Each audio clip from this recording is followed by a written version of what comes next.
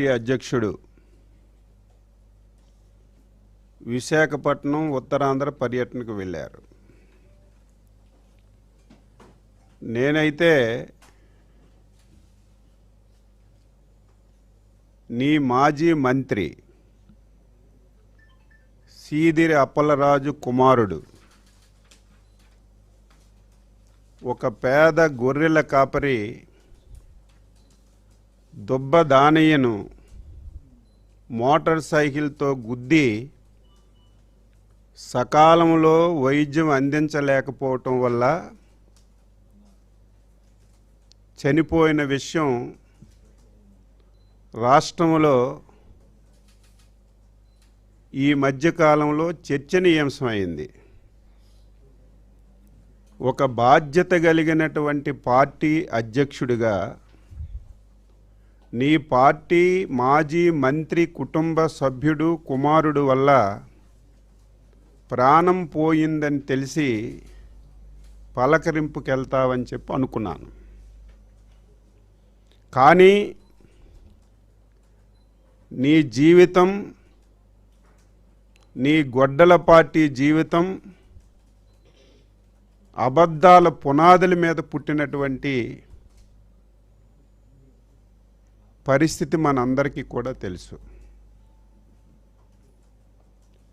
ప్రకృతి వైపరీత్యం వల్ల విశాఖపట్నంలో 7 మత్స్యకారులు గల్లంతయ్యారు. ఒక బాధ్యత కలిగినటువంటి ప్రభుత్వంగా ప్రకృతి వైపరీత్యాలు మన చేతిలో లేవు. ప్రకృతి వైపరీత్యాలు వచ్చేటప్పుడు వెంటనే స్పందించి ప్రజల ప్రాణాలను కాపాడుతున్నటువంటి చరిత్ర కలిగినటువంటి చంద్రబాబు నాయుడు గారు ఇమీడియట్గా స్పందించారు.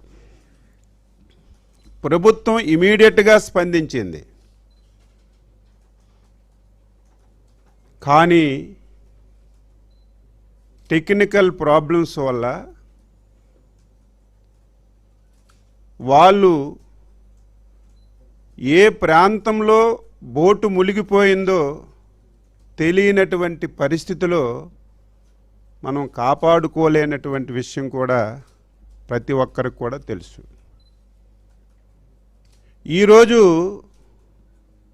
మత్స్యకారుల గురించి మాట్లాడే నైతిక హక్కు నీకు అసలు ఉందా అని చెప్పి నేను అడుగుతున్నాను. నేను ఎప్పుడూ మాట్లాడతాను, నీకు అసలు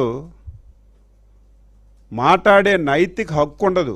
ఎందుకంటే నువ్వేదో ఈరోజు కొత్తగా వచ్చి రాజకీయ పార్టీ పెట్టి నువ్వు మాట్లాడితే దానికి ఒక పర్థం ఉంటుంది.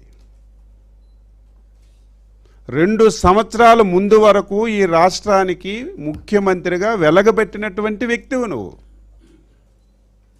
5 సంవత్సరాల్లో కూడా ప్రకృతి వైపరీత్యాలు వచ్చాయి. 5 సంవత్సరాలు కూడా ఈ రాష్ట్రంలో చాలామంది మత్స్యకార సోదరులు సముద్రంలో వేటకెళ్ళి చనిపోయారు. ఇదేదో కొత్తగా ఈరోజే జరుగుతున్నటువంటి విషయాలు కాదు. మత్స్యకారులు జీవనోపాధికి సముద్రంలోకి వెళ్తుంటారు. అప్పుడప్పుడు అకాలంగా ప్రకృతి వైపరీత్యాలు వచ్చేటప్పుడు చాలామంది చనిపోవడం జరుగుతుంది. నేను స్పష్టంగా అడుగుతున్నాను, 2019 గొడ్డల పార్టీ అధికారంలోకి వచ్చిన తర్వాత ఇదే విధంగా సముద్రంలో వేటకెళ్ళి ప్రకృతి వైపరీత్యాలు వచ్చేటప్పుడు 275 మంది చనిపోయారు. అదేదో నువ్వే చంపేశావు, నీ వల్లే చచ్చిపోయారని నీ అంత అవివేకంగా మాట్లాడడానికి మేము సాహసించాం. కానీ నీ హయాంలో 275 మంది చనిపోతే గొడ్డల పార్టీ అధ్యక్షుడిగా నువ్వు ముఖ్యమంత్రిగా ఉండి ఒక్క వ్యక్తికి నువ్వు పలకరించినటువంటి సందర్భం ఉంటే చెప్పు. నీ 5 సంవత్సరాల్లో ఇంతమంది చనిపోయినా ఒక్క వ్యక్తికి నువ్వు పలకరించలేదు. ఈరోజు బాధ్యతాయుతమైనటువంటి ప్రభుత్వంగా 4వ తారీఖు 10:30 గంటలకి మా డిపార్ట్మెంట్కి సమాచారం వచ్చింది. ఇందులో అవివేకం అవాస్తవాలు ఏమీ ఉండవు. 10:30 గంటలకి మాకు సమాచారం వస్తే ఈరోజు ఈ ప్రభుత్వం వచ్చిన తర్వాత ఇటువంటి ప్రకృతి వైపరీత్యాల్లో ఏ ఒక్కరికి ప్రాణ నష్టం జరగకూడదని ప్రతి బోటుకి ట్రాన్స్పాండర్ నిర్మించాం, వాటికి అరేంజ్ చేశాం. ఎందుకు ట్రాన్స్పాండర్ పెట్టామంటే ఇటువంటి విపత్తు వస్తే వాళ్ళు అలారం నొక్కితే మొత్తం అందరికీ సమాచారం వెళ్తుంది, ఇమీడియట్గా స్పందించడానికి అవకాశం ఉంటుంది. మా డిపార్ట్మెంట్కి 10:30కి సమాచారం వస్తే ట్రాన్స్పాండర్ ఆన్ చేయడం సందర్భంలో వాళ్ళు ఎక్కడున్నారో తెలియలేదు, ఎటువైపు వెళ్ళారో తెలియలేదు. ఇమీడియట్గా డిపార్ట్మెంటు వాళ్ళ కుటుంబ సభ్యుల్ని సంప్రదించి బోటు యాజమాన్యాన్ని సంప్రదించి ఎటువైపు వెళ్ళారు, ఏ ప్రాంతానికి వెళ్ళారని చెప్పి తెలుసుకున్న తర్వాత ఇమీడియట్గా 11:30 గంటలకి కోస్ట్ గార్డ్కి, నేవీకి, కలెక్టర్ గారికి ఇమీడియట్గా సమాచారం ఇచ్చి ఆపరేషన్ ప్రారంభించిన విషయం మీ అందరికీ కూడా తెలుసు. ప్రతి మాట అబద్ధమే. సముద్రానికి 10 కిలోమీటర్ల దూరంలోనే జరిగింది సంఘటన. కిలోమీటర్లకి నాటికల్ మైల్స్కి కనీసం తెలియకుండా నువ్వు మాట్లాడితే నవ్వుకుంటున్నారు. 11 నాటికల్ మైల్ దూరంలో జరిగింది. ఈరోజు మాట్లాడితే 10 కిలోమీటర్ల దూరంలో జరిగింది, కనీసం స్పందించలేదని చెప్పి నిస్సిగ్గుగా మాట్లాడుతున్నాడు.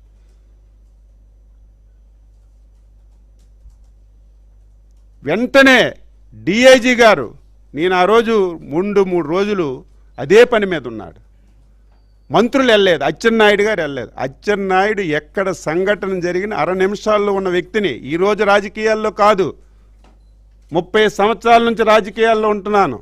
ఎక్కడ ఏ ప్రమాదం జరిగినా, ఏ విపత్తు జరిగినా 6 నిమిషంలో ఉన్న వ్యక్తిని. సంఘటన జరిగిన రోజు అనుకోకుండా నా 2 కళ్ళకి క్యాటరాక్ట్ సర్జరీ చేయించుకున్నాను.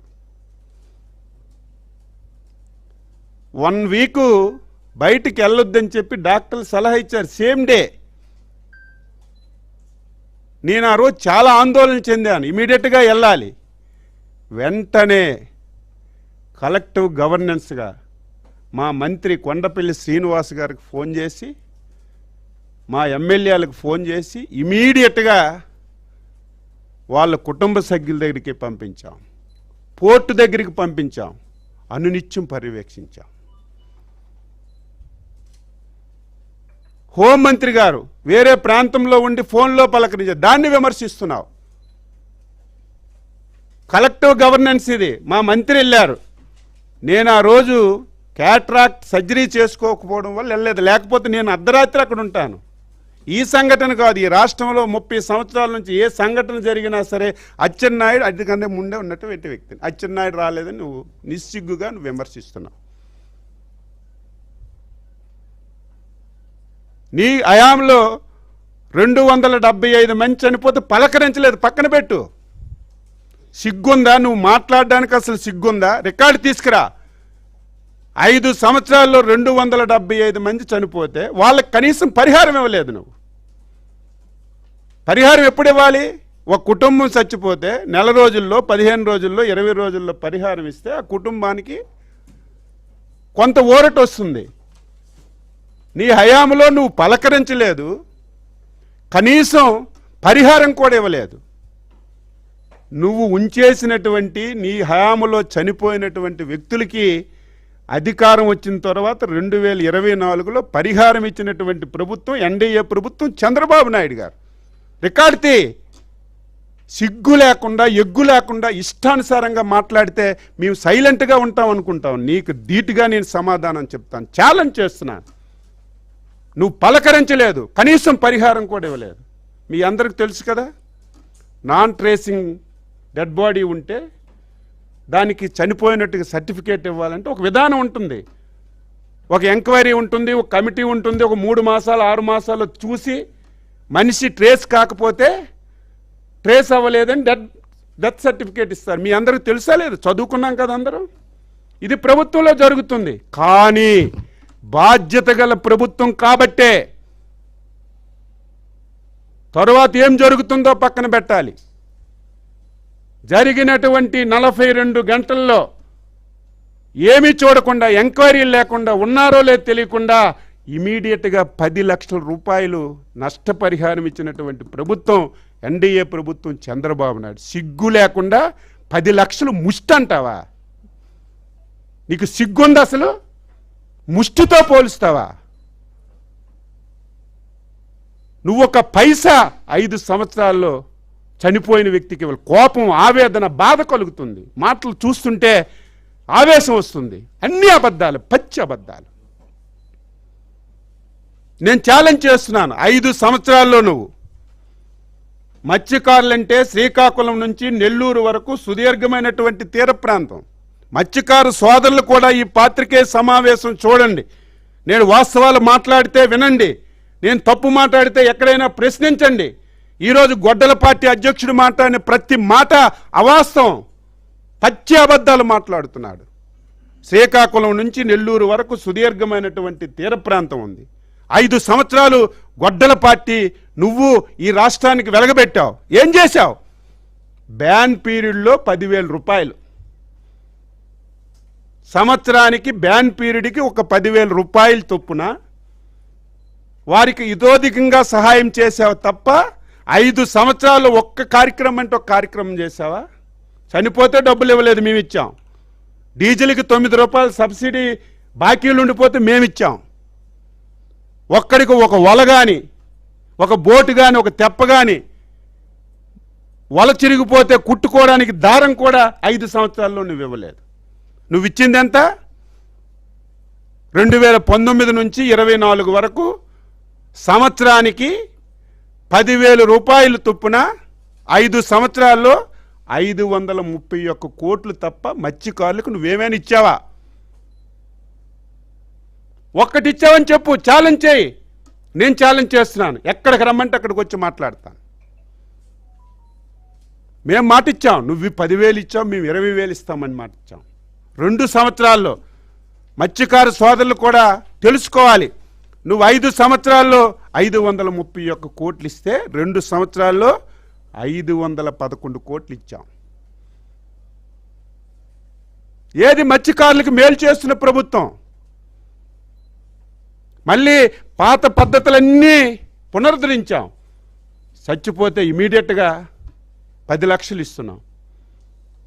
మొన్ననే 200 బోట్లు, ఒక్కొక్క బోటుకి 1 కోటి రూపాయలు ఖర్చు పెట్టి 40% సబ్సిడీతో మళ్ళీ ఇస్తున్నాం. ఈ రకంగా మత్స్యకారులకు మేము చేస్తే పచ్చి అబద్ధాలు మాట్లాడుతున్నాం, పచ్చి అబద్ధాలు.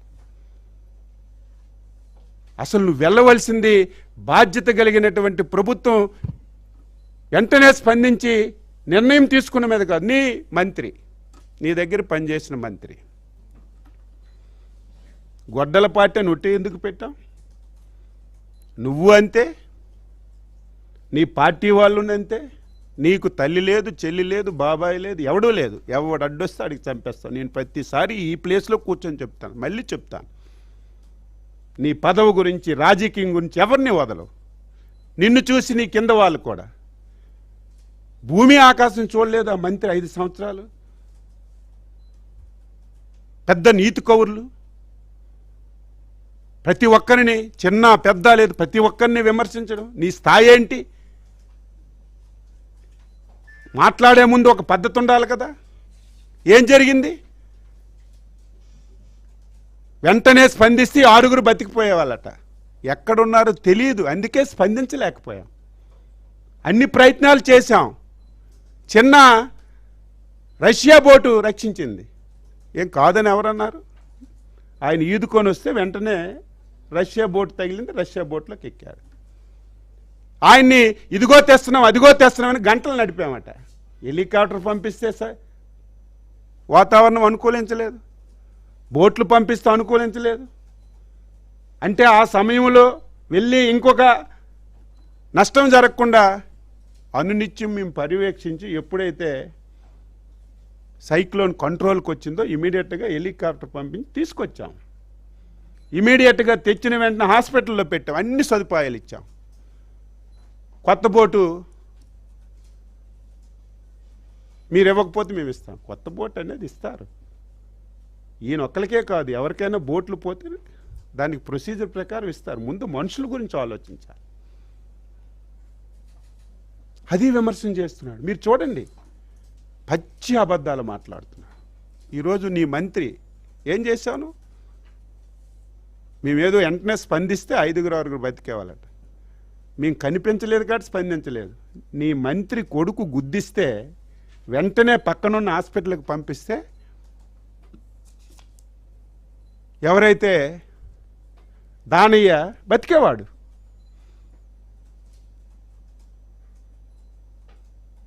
నీ మంత్రి కొడుకు బుల్లెట్తో గుద్దిన వెంటనే ఆయనకి వెంటనే పక్కనున్న హాస్పిటల్లో చేర్పిస్తే బతికేవాడు. నీ కళ్ళ ముందే చనిపోతే పట్టించుకోలేనటువంటి నువ్వు, మేము తెలిసిన వెంటనే రాత్రింబవళ్ళు కష్టపడి అందరూ హ్యాపీగా ఉన్నారు. హ్యాపీగా అంటే మనుషులు చచ్చిపోవడం కాదు, బాధ కలిగింది, ఆవేదన కలిగింది. ప్రభుత్వం స్పందించిందని. ఈరోజు మత్స్యకారులు చాలా హ్యాపీగా మొన్న నా దగ్గరికి వచ్చారు. మత్స్యకార సేవ కార్యక్రమంలో ఒక 5,000 మంది పెండింగ్ ఉన్నారంటే ఇమీడియట్గా ముఖ్యమంత్రితో చెప్తే మళ్ళీ నిన్న డబ్బు ఇచ్చాం.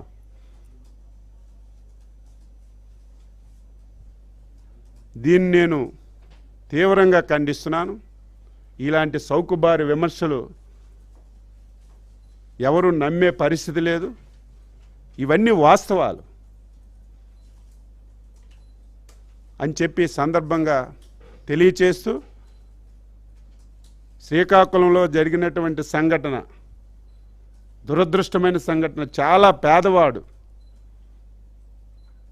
3 పూటలు తినడానికి కూడా లేదు. ఒక ఓనర్ దగ్గర గొర్రెలు కాసుకుంటే నెలకు 5,000 రూపాయలు ఇచ్చినటువంటి వ్యక్తి, 42 సంవత్సరాలు, ఒక మెంటల్ డిజాస్టర్ అయినటువంటి వైఫ్, 2 పిల్లలు. ఏ రకంగా స్పందించాలి? నేను ఎందుకు జరిగిందని. యాక్సిడెంట్లు జరుగుతాయి, నేను అది విమర్శించదలుచుకోలేదు. ఎవరు కావాలని చేయరు, యాక్సిడెంట్ జరుగుతుంది. అందులో బాధ్యత కలిగినటువంటి రాజకీయ నాయకుడు నువ్వు. మొన్నటి వరకు మంత్రి పదవి వెలగబెట్టావు, ప్రతి ఓడి మీద విమర్శించావు. నువ్వేం చేయాలి? నీ కొడుకైనా నువ్వైనా ఎవడైనా తప్పు చేస్తే ఇమీడియట్గా పలానా విధంగా తప్పు అయింది, ఆయనకి వెళ్ళి హాస్పిటల్లో చేసి రక్షించాలి. పోలీస్ స్టేషన్కి తీసుకెళ్ళి ఇగో జరిగింది, మీరు చట్ట ప్రకారం action. That is leadership, that is political leader. నువ్వేం చేశావు? నీ కొడుకుని రక్షించుకోవడానికి అమాయకుడైనటువంటి ఒక త్యాడి అయిన ఒక కుర్రవాడిని నువ్వు ముద్దాయిగా చూపించావు. సిద్ధార్థ త్యాడి. మేమందరం ఇంటర్ఫీర్ అయ్యేలా రాజకీయాలు చేయలేదు. నీలాగా ఇలాంటి అవకాశాలు వస్తే వెంటనే రాజకీయాలు చేసి జైల్లో పడేసి ఇష్టం వచ్చినట్టుగా ఇబ్బంది పడి మేమేం చేయలేదు. చట్టం తన ప్రకారం తాను చేస్తుంది. ఈరోజు ఇలాంటి దొంగలు ఉంటారనే, ఇలాంటి గొడ్డల పార్టీ ఉంటారనే చంద్రబాబు నాయుడు గారు మొత్తం డ్యాగ కళ్ళుతో రాష్ట్రం అంతా సీసీ కెమెరాలు పెట్టారు. ప్రతిదీ మీరు చేసేయడం, మా మీద తోసేయడం, గుడ్డ కాల్చి మా మీద పడేయడం, ప్రతిదీ అంతే. ఇక నుంచి నువ్వు తప్పించుకోలేవు. ఇది తప్పించుకోవాలని ప్రయత్నం చేశావు. వెంటనే ఎస్పీ గారు సీసీ కెమెరాలు మొత్తం చూశారు. ఎప్పుడు గుద్దారు, ఎక్కడ చనిపోయారు, ఎక్కడ పడారు, ఏమైంది, మొత్తం వాస్తవాలన్నీ బయట వచ్చాయి. ముందు కొడుకు కంటే తండ్రే పెదం ముద్దాయి ఉండాలి.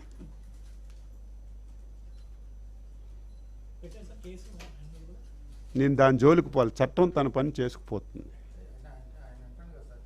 చట్టం తన చనిపో దీనికి ఆన్సర్ చేయమంటున్నాను. నీ కొడుకు చంపేశాడు, కావాలని చంపాడని నేను అనడం లేదు. నీ కొడుకు డ్రైవ్ చేసినటువంటి మోటార్ సైకిల్ కింద చనిపోయాడు. నువ్వు పొలిటీషియను, మొన్నటి వరకు మంత్రి చేశావు, నీకు చట్టం తెలుసు. నువ్వేం చేయాలి? వెంటనే తీసుకెళ్ళి నా కొడుకు అనుకోకుండా మోటార్ సైకిల్తో గుద్దీశాడు, చనిపోయాడు. ఇమీడియట్గా పేషెంట్ని రక్షించడానికి ప్రయత్నం చేయాలి. రక్షించలేదు, ఒక తుప్పల్లో పడేసి వెళ్ళిపోయాడు, ఇమీడియట్గా చనిపోయాడు.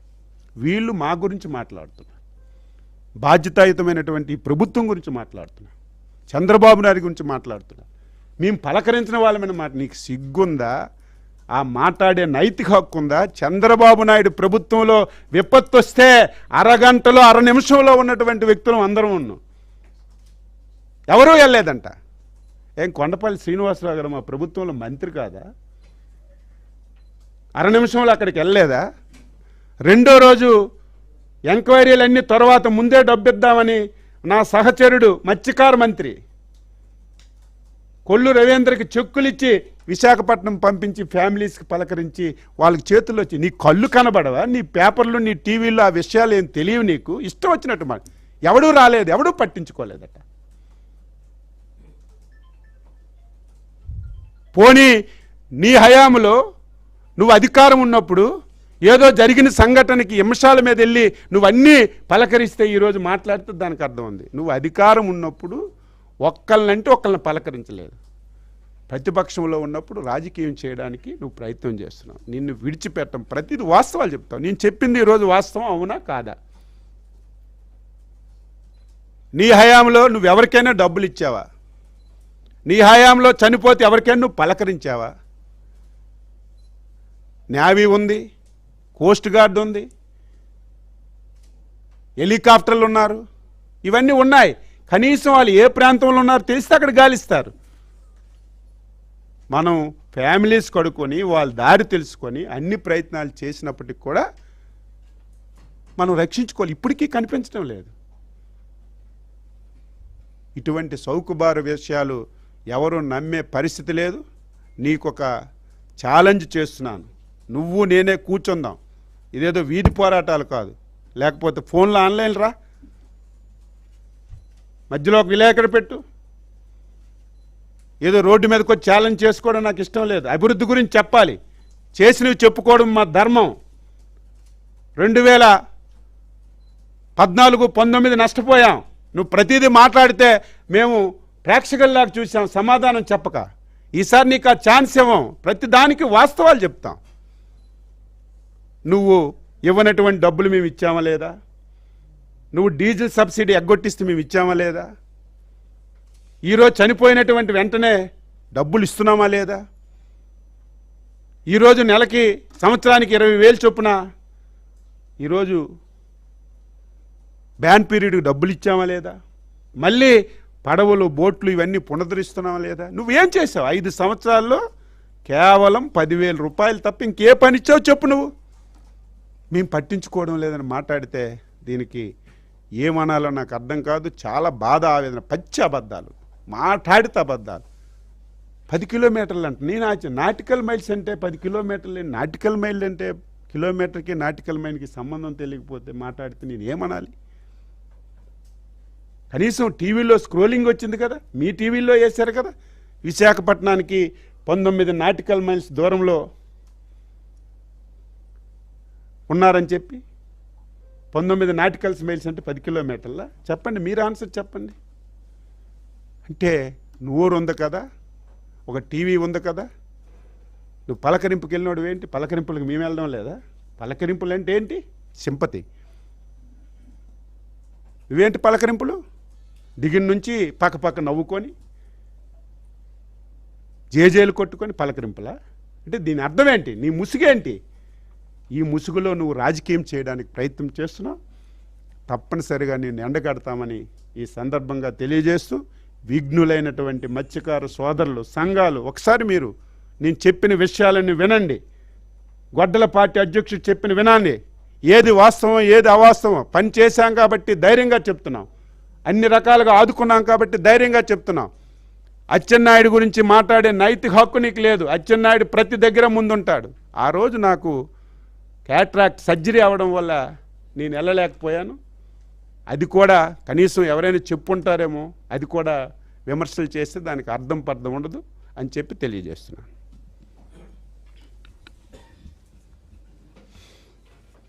ఓకే, ఇంకేమైనా క్వశ్చన్?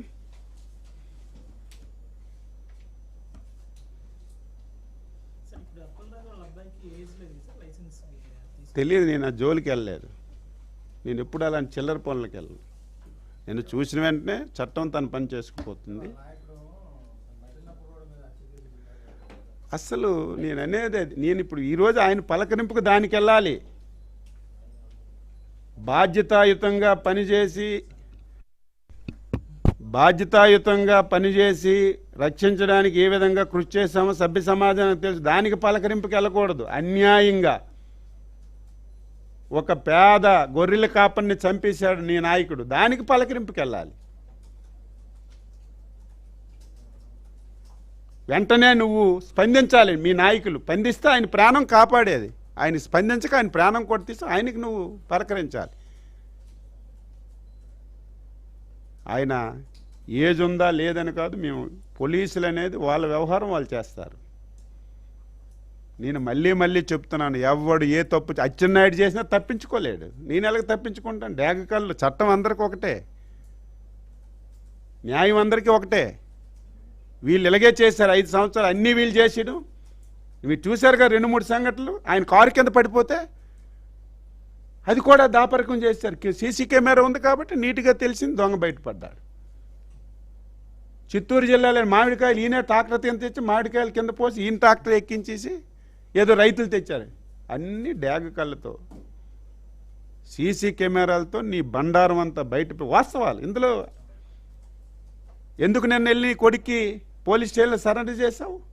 అదే సీసీ కెమెరా లేకపోతే ఇష్టం వచ్చినట్టుగా మాట్లాడి కక్ష సాధింపు చర్య, మత్స్యకారుల మీద చంద్రబాబు నాయుడు కక్ష ఈ రకంగా మాట్లాడేవాళ్ళు. మాట్లాడడానికి ఏముంది ఇందులో? కక్ష సాధింపు చర్య ఏముంది? సీసీ కెమెరాల్లో నీ వ్యవహారం అంతా బయటపడింది. ఎవడం ఏది చేసినా సరే దాపరికం ఉండదు. ఈ ప్రభుత్వం ప్రజాప్రభుత్వం, చట్ట ప్రకారం లోపలికి పనిచేస్తున్నటువంటి ప్రభుత్వం. ఎవరి మీద కక్ష అనేది ఉండదు. కక్ష తీర్చుకుంటే అసలు వీళ్ళు తిరిగే వాళ్ళే కాదు. నేను కూడా 5 సంవత్సరాలు ఎమ్మెల్యేగా ఉన్నాను నీ ప్రభుత్వంలో. ఇటువంటి సంఘటనలు చాలా జరిగాయి ఈ రాష్ట్రంలో. నీలాగా విహారయాత్రలకు కాకుండా నిజంగా పలకరింతకి వెళ్దామన్నా సరే తెల్లవారు ఏకోజామున వచ్చి మా ఇంటికి తాళాలేసి బయటికి రానివ్వనటువంటి పరిస్థితి. ఈరోజు నీకు ఈ స్వేచ్ఛ ఎందుకు ఇచ్చాం? డెమోక్రసీని గౌరవించాలి. ప్రతివాడికి స్వేచ్ఛ ఉండాలని చెప్పి మేము ఈరోజు మీకు అవకాశం ఇస్తుంటే నీ ఇష్టం వచ్చినట్టుకు వెళ్ళి అబద్ధాలు వాస్తవాలు మాట్లాడు. ప్రభుత్వం ఈ రకంగా చేసింది, ఈ రకంగా చేస్తే బాగుండు, ఈ రకంగా చేస్తే ఇంకా వాళ్ళకు బాగుంటుందని సలహాలు ఇవ్వు. మంచి సలహాలు అయితే స్వీకరిస్తాం. ఏం భేషజాలకు పోం. కానీ నీ బతుకంతా వెళ్ళడం, అబద్ధాలు మాట్లాడడం, తిట్టడం, ఈ 3 ముక్కలు తప్ప ఇంకొకటి లేదు. రేపు వెళ్తాడట భీమవరం. రేపు చెప్తాను, సినిమా ఏది చూపిస్తాను. రేపు నువ్వు భీమవరం వెళ్తావు కదా.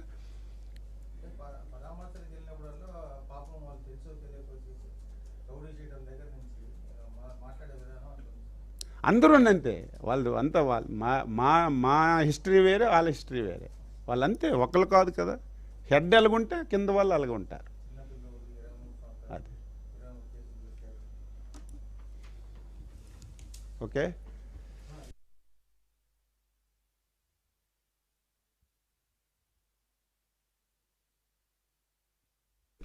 ఎందుకు నువ్వు ఇది చీకటే లేకపోతే అగ్గిపెట్టెలో ఉండి వెళ్ళాడు ఈరోజు వైజాగ్. పెర్మిషన్ ఇవ్వకపోతే వెళ్ళాడా వైజాగ్? మాకెందుకు అడ్డుకుంటే అక్కడి వరకు అక్కర్లేదు కదా, ఇక్కడ అడ్డుకుంటాం కదా. మాకేం అవసరం? అడ్డుకోవాల్సిన అవసరమే లేదు. నువ్వు ఎంత స్వేచ్ఛగా తిరిగితే అన్ని ఓట్లు మాకు బాగా పెరుగుతాయి. ప్రజల అమాయకులు కాదు, వాస్తవాలు అనేవి ప్రజలకు తెలుస్తాయి. నువ్వు ఈవేళ వెళ్ళావు, ఏం మాట్లాడావు? నేను ఉన్నప్పుడు ఎంతమంది చనిపోయారు, అందరికీ నిమిషాల మీద డబ్బులు ఇచ్చాను, ఈరోజు ఇవ్వలేదంటే దానికి అర్థం ఉంటుంది. నువ్వు ఎవరికి ఏమి ఇవ్వలేదు, మేము ఇచ్చాం. 6 చనిపోయారు. ఒరిజినల్గా చట్టం ప్రకారం అయితే 6 మాసాలు పడుతుంది. ఒక కమిటీ వేస్తారు, ఎంక్వైరీ చేస్తారు. 72 గంటల్లో 48 గంటల్లో ఎంక్వైరీలు అన్నీ పక్కన పెట్టి డబ్బు ఇచ్చావు. దానికి ముష్టి అంటావు. నువ్వు అప్పనంగా లక్షల కోట్లు దోచి నీకు 10,000 10 లక్షలు ముష్టిలాగే కనిపిస్తుంది. నీకు డబ్బు అంటే విలువ లేదు. ఎందుకు విలువ ఉంటుంది?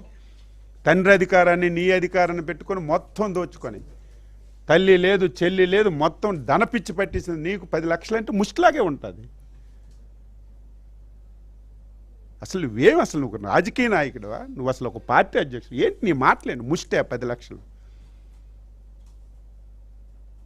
ఇవన్నీ ప్రజలు గమనిస్తారని చెప్పి తెలియజేస్తున్నాను.